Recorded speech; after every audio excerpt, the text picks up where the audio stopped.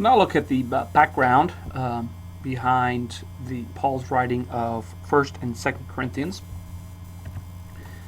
Around the year AD 57, Paul is ministering in Ephesus.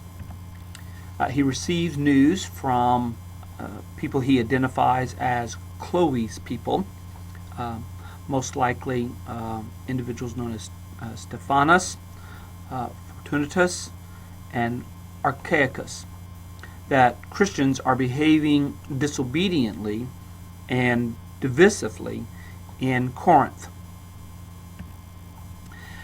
It is possible that 1 Corinthians is actually Paul's second letter to Corinth.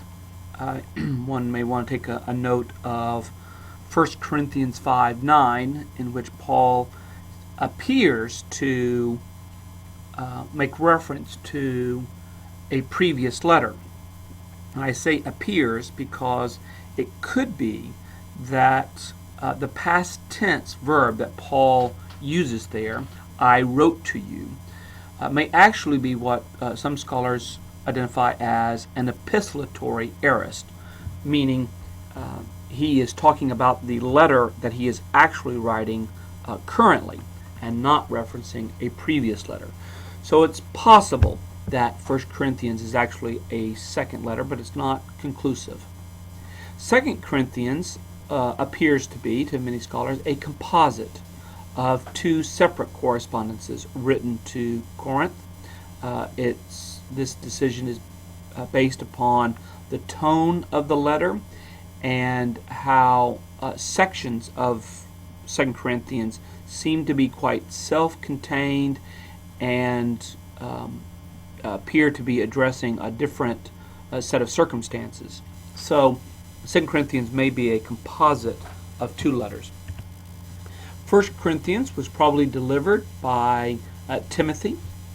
That's what Paul seems to indicate in 1 Corinthians 4:17.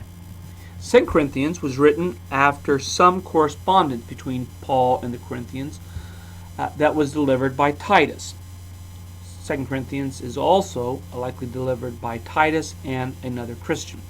So what we begin to see is happening here is around AD 57, while Paul is ministering in Ephesus, there is this interchange of correspondence that is going on.